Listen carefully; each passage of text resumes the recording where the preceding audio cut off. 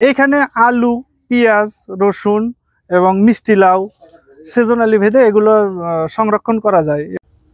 সবাইকে শুভেচ্ছা। এটা একটা বিশেষায়িত ঘর এবং এই ঘরের মধ্যে আলু সংরক্ষণ করা যায় এবং ঘরটা বিশেষায়িত যে এটা আপনাদেরকে দেখাবো। নতুন নির্মাণ করা হয়েছে, এটি কৃষি বিভাগ থেকেই করা হয়েছে, কৃষি বিপণন অধিদপ্তর থেকে। তো এটা বিশেষায়িত ঘর আলু সংরক্ষণের জন্য কিভাবে তৈরি, এটা বাইরে থেকে এটা আমরা এরকম দেখছি, ভিতরে একটু গিয়ে দেখি কীরকম।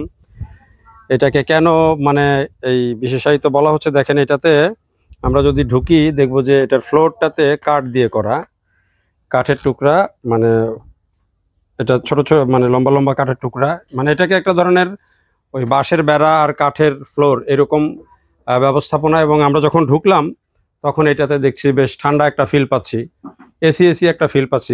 রিয়েলি এটা হচ্ছে এক ধরনের এসি ফিল হচ্ছে, যদিও এখন প্রচণ্ড গরম বাইরে। এবং আমি যখন মোবাইলে শ্যুট করছিলাম তখন আমার মোবাইল কিন্তু ওভারহিটিংয়ে প্রায় বন্ধ হয়ে যাওয়ার দশা। এই অবস্থার মধ্যে এই যে উপরে টিন আছে, কিন্তু টিনের নিচে কিন্তু আবার ওই যে সিলিং দেওয়া হয়েছে। এটাই হচ্ছে মূল খেলা, যে এই সিলিংটাই কিন্তু এই ঘরটাকে কুল রাখছে। উপর থেকে কোনো টেম্পারেচার আসতেছে না বড়। আর এই নিচের দিকে যে দেখেন চারিদিকে নেট দিয়ে ফাঁকা রাখা হয়েছে, যাতে করে বাতাস এখানে প্রবেশ করতে পারে। চারিদিক থেকেই এই ব্যবস্থাটা আছে। এই ব্যবস্থায় এই চারিদিকে দেখেন, এখানে পুরা রুমটার চারিদিকে এই ব্যবস্থা আছে। এবং এই যে বেড়াগুলো যেগুলো দেওয়া হয়েছে এগুলো দেখেন সব হচ্ছে বাঁশের বেড়া, বাঁশের চাটাইয়ের বেড়া আর কি। এবং এই বেড়াগুলোর মধ্যেও কিন্তু একটু একটু ফাঁকা আছে। এই ফাঁকা থাকার কারণে এখানে কিন্তু বাতাস আছে, বাতাস পাস করার একটু একটু সুযোগ আছে। আর নিচের দিকে এটিকে একটু উঁচু করে নির্মাণ করা হয়েছে এবং বেজ দিয়ে একটু উপরের দিকে নির্মাণ করা হয়েছে। এবং এই যে নিচেও কিন্তু ফাঁকা ফাঁকা রাখা হয়েছে, অর্থাৎ আলু যখন রাখবে তখন এখানে নিচেও কিন্তু নিচ থেকেও যাতে বাতাস আসতে পারে সেই ব্যবস্থাটাও রাখা হয়েছে। যদিও আমি যখন দেখাচ্ছি তখন এখানে আলু নাই, অন্য হয়তো জিনিসপত্র রাখা হয়েছে, কিন্তু আলু রাখা হবে সেই জন্য এটা তৈরি করা হয়েছে আলু সংরক্ষণের জন্য। এটি যেসব জিনিস ওভারহিটে নষ্ট হয়ে যায়, চাইলে সব ধরনের জিনিসই কিন্তু এখানে ফসলই কিন্তু এখানে সংরক্ষণ করা সম্ভব, সেভাবে এটি তৈরি করা হয়েছে। এবং সত্যি সত্যি আমরা যখন এটার ঘরের ভিতরে ঢুকলাম তখন এখানে কিন্তু বেশ ভালো, একেবারে ঠান্ডা না হলেও বাইরে যে প্রচণ্ড রোদ এবং গরম, সেই সময় এখানে এসে কিন্তু একটা ভালো একটা ফিল পেলাম এবং বেশ ঠান্ডা এখানে জায়গাটা। তো আমরা আপনাদেরকে দেখাই বাইরের আজকের অবস্থা কেমন, টেম্পারেচার কেমন। প্রচণ্ড গরম এবং এই বাইরের রোদ কিন্তু অনেক। এই অবস্থার মধ্যে এই যে ঘরটা, এই ঘরটা সম্পর্কে একটু কৃষি বিভাগ যেই তথ্য দিয়েছে সেই তথ্যগুলো আপনাদেরকে দেখায়। যে বাইরে কিন্তু প্রচণ্ড রোদ এবং প্রচণ্ড গরম, তার মধ্যে এখানে দেখেন এই যে ঘরটা এখানে দেওয়া আছে যে এটি কৃষি বিপণন অধিদপ্তর দিয়েছে আলু সংরক্ষণ পদ্ধতি। এই যে ঘরটার একটা ছবিও আছে দেখেন, এই ঘরটার ছবিও দেওয়া আছে। এবং এখানে বলা হয়েছে বস্তাবিহীন অবস্থায় মাচা হতে 5 ফুট উঁচু পর্যন্ত 25 থেকে 30 মেট্রিক টন আলু সাধারণ তাপমাত্রা এবং আর্দ্রতায় সংরক্ষণ করা যাবে।